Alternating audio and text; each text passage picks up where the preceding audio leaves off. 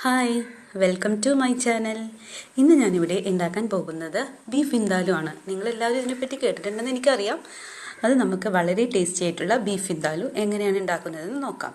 ഇതിനാവശ്യമായ സാധനങ്ങൾ: 3 സവാള, കുറച്ച് മുരിങ്ങാത്തൊലി, 6 പച്ചമുളക്, ഒരു കുടം വെളുത്തുള്ളി, ഒരു വലിയ കഷ്ണം ഇഞ്ചി, വേപ്പില, കാശ്മീരി മുളക് പൊടി, മഞ്ഞൾപ്പൊടി, മസാലപ്പൊടി. ഇനി നമ്മൾക്ക് സവാള ചെറിയ കഷ്ണങ്ങളായിട്ട് കട്ട് ചെയ്ത് വെക്കാം. ഞാനിവിടെ 3 സവാളയാണ് ഉപയോഗിച്ചിരിക്കുന്നത്. നിങ്ങൾക്ക് വേണമെങ്കിൽ 4-5 സവാള ഉപയോഗിക്കാം. ഇനി ഒരു മിക്സിയുടെ ജാറിലേക്ക് ഒരു 2 നുള്ളു ഉലുവ, 1.5 ടീസ്പൂൺ കടുക്, ഇഞ്ചി ചെറുതായി അരിഞ്ഞത്, വെളുത്തുള്ളി, പിന്നെ ഞാനിവിടെ ഉപയോഗിക്കാൻ പോകുന്നത് മുരിങ്ങയുടെ തോലാണ്. നിങ്ങളുടെ കയ്യിൽ അവൈലബിൾ ആണെങ്കിൽ അത് ചേർക്കാം. അത് ഉപയോഗിച്ചാൽ കറിക്ക് നല്ലൊരു ടേസ്റ്റും പെട്ടെന്ന് വേവാനും നമ്മുടെ വയറിനും നല്ലതാണ് മുരിങ്ങയുടെ തോല്. നിങ്ങൾക്ക് ആവശ്യമുണ്ടെങ്കിൽ മാത്രം ചേർത്താൽ മതി. ഇനി ഇതിലേക്ക് കുറച്ച് വേപ്പിലയും 1.5 ടേബിൾ സ്പൂൺ മുതൽ 2 ടേബിൾ സ്പൂൺ വരെ കാശ്മീരി മുളക് പൊടി, ഞാൻ കുറച്ച് 1/4 ടീസ്പൂൺ സാധാരണ മുളക് പൊടിയും ഒരു 1/4 ടീസ്പൂൺ മഞ്ഞൾപ്പൊടിയും, ഞാനിവിടെ 1/4 ടീസ്പൂൺ മഞ്ഞൾപ്പൊടിയും, നിങ്ങൾ എരിവിനനുസരിച്ച് എരിവ് കൂട്ടുകയോ കുറയ്ക്കുകയോ ചെയ്യാം. അപ്പോൾ നമുക്ക് അടുത്തതായിട്ട് കുറച്ച് മഞ്ഞൾപ്പൊടി ചേർക്കാം. പിന്നെ 1.5 ടീസ്പൂൺ മസാലപ്പൊടി. ഇത് നിങ്ങൾക്ക് മുഴുവൻ മസാല വേണമെങ്കിൽ ചേർക്കാം. പട്ട, ഗ്രാമ്പു, ഏലക്ക, കുരുമുളക് ഇവ മാത്രം പൊടിച്ചതാണ് ഞാനിത് ചേർത്തിരിക്കുന്നത്. മുഴുവനായിട്ടിടണമെങ്കിൽ അതും നിങ്ങൾക്ക് ചേർക്കാവുന്നതാണ്. ഇനി നമുക്കിതിന് അരച്ച് ചേർക്കാൻ ആവശ്യമായിട്ടുള്ള വിനാഗിരി.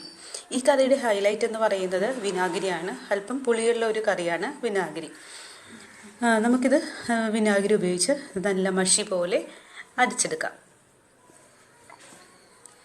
കുറച്ച് കല്ലുപ്പും ഞാൻ ആഡ് ചെയ്യാൻ മറന്നുപോയി. കുറച്ച് കറിവേപ്പിലയും ചേർത്ത് നന്നായിട്ട് നല്ലതുപോലെ അരച്ചെടുക്കാം. ഇനി ഞാൻ ഇവിടെ വെക്കാൻ പോകുന്നത് കറിച്ചട്ടിയിലാണ്. കറിച്ചട്ടിയിലേക്ക് സവാള ഇട്ട ശേഷം ഒന്ന് കൈകൊണ്ട് ഒന്ന് പ്രസ് ചെയ്യുന്നുണ്ട്. പിന്നെ അതിനുശേഷം കറിവേപ്പില ഇതിലേക്ക് ചേർക്കുന്നുണ്ട്. നിങ്ങൾക്ക് ആവശ്യമെങ്കിൽ കുറേ കൂടി ചേർക്കാം.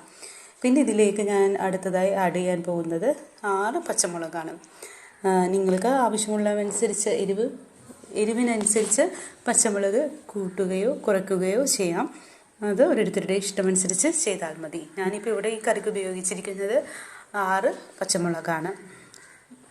പച്ചമുളക് കൂട്ടുന്നതിനനുസരിച്ച് മുളക് പൊടിയുടെ അളവും നമുക്ക് കുറയ്ക്കാവുന്നതാണ്. പിന്നെ നമുക്കിതിലേക്ക്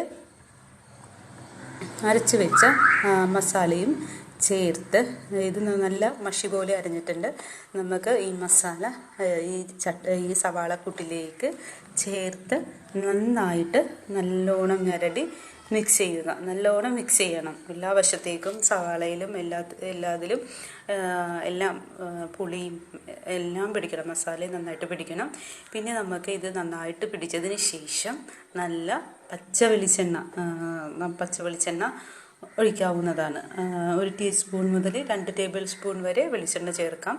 ഞാനിവിടെ 1 ടീസ്പൂണാണ് ഉപയോഗിച്ചിരിക്കുന്നത്. ഓൾറെഡി ഇറച്ചിക്ക് കുറച്ച് നെയ്യുള്ളത് കൊണ്ട് ഞാൻ അത്ര ചേർത്തേക്കുന്നത്. ഇനി നമുക്ക് കഴുകി വെച്ച ഇറച്ചി ചേർത്ത് നന്നായിട്ട് ഇറച്ചിയിൽ നല്ലവണ്ണം മസാല പൊതിയുന്നത് വരെ കൈകൊണ്ട് നല്ലോണം മിക്സ് ചെയ്യുക. നിങ്ങൾക്കിവിടെ കൈകൊണ്ടല്ലെങ്കിൽ സ്പൂൺ കൊണ്ട് ഉപയോഗിക്കാവുന്നതാണ്. അത് ഓരോരുത്തരുടെ യുക്തിക്കനുസരിച്ച് ചെയ്താൽ മതി. പിന്നെ നമുക്കിത് ഈ മാരിനേറ്റ് ചെയ്തിട്ട് 3 മണിക്കൂർ 1.5 മണിക്കൂറൊക്കെ വരെ വെക്കാം. ഇത്രയും നേരം നമ്മൾ മാരിനേറ്റ് വയ്ക്കുന്നോ അത്രയും നല്ലത്.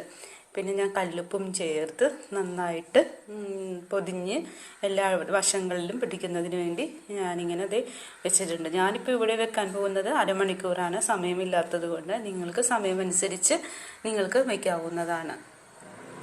നല്ലോണം തിരുമ്മി കൂട്ടി അടച്ച് വെച്ച് അരമണിക്കൂർ വെച്ചാൽ മതി.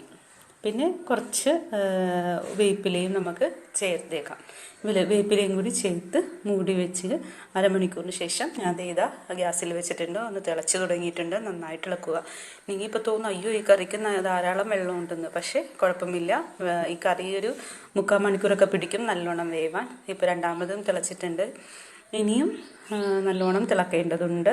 ഇനി ഇതിൻ്റെ ഗ്രേവി എന്ന് പറയുന്നത് സവാള വെന്ത് അലിഞ്ഞ് സവാളയുടെ ഒരു തരി പോലും ഉണ്ടാവില്ല. ഇപ്പം നോക്കി, നല്ല കുറുകി സവാളയൊന്നും കാണുന്നില്ല.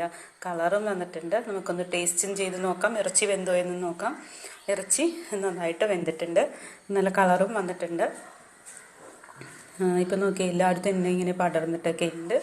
അപ്പോൾ നല്ല രുചികരമായ ബീഫ് വിന്താലു ഇവിടെ റെഡി ആയിരിക്കുന്നു. Thank you.